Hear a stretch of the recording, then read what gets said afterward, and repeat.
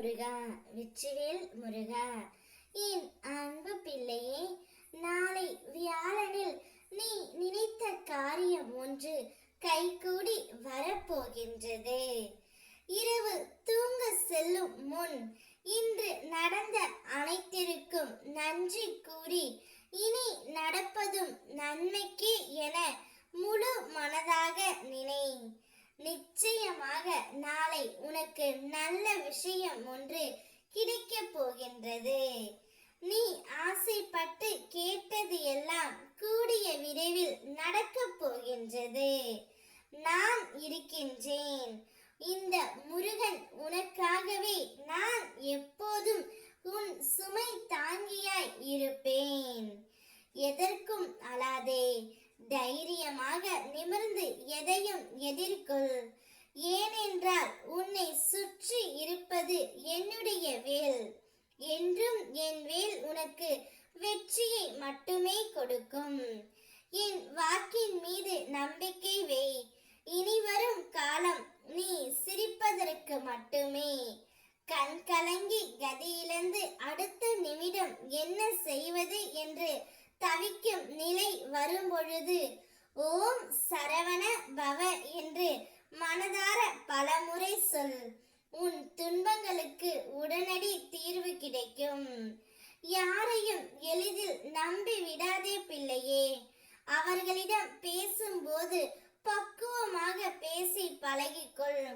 பழகினாலும் அளவோடு இருந்து கொள். ஏனென்றால் உன்னை வைத்து சில பேருக்கு காரியம் ஆகலாம். யாரிடமும் உரிமையோடும் உயிராகவும் பழகி கொள்ளாதே. அப்படி நீ பழக வேண்டும் என்றால் சிறு குழந்தைகளிடம் அன்பு செலுத்து. உன் மன பாரம் குறையும். உன்னை தேடி வந்து பேசுபவரிடமும் கவனமாக பேசு. அக்கம் பக்கத்தில் மழலைகள் உன் இல்லத்திற்கு வந்தால் அன்போடும் அரவணைப்போடும் பழகிப்பார். உன் மனதில் இருக்கும் பாரம் காணாமல் போகும். நாம் ஆசைப்பட்ட மற்றும் இழந்த அனைத்தையும் நான் உனக்கு கொடுக்கும் நேரம் வந்துவிட்டது பிள்ளையே. நிச்சயம் உன்னுடைய மனக்கவலை எனக்கு புரிகின்றது. நீ என்னை பார்த்த இந்த நொடிக்கு உனக்கு ஒரு நற்செய்தி வரும். மகிழ்ச்சியாக இரு. தனியாக போராடுகிறேன், வெற்றி கிடைக்குமா என்று நினைத்து பயப்படாதே. உன் உடன் நான் இருக்கின்றேன். பிறகு என்ன பயம்?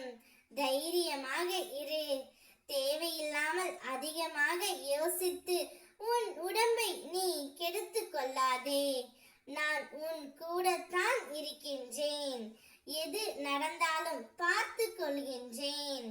நாளை வியாழனில் நீ நினைத்த காரியம், நினைத்த செயல் அனைத்தும் கைகூடி வரும். அதனால் நன்றாக இப்பொழுது கண் உறங்கு. அனைத்தையும் இந்த அப்பா பார்த்து கொள்வார் என்ற நம்பிக்கையில். ஓம் முருகா.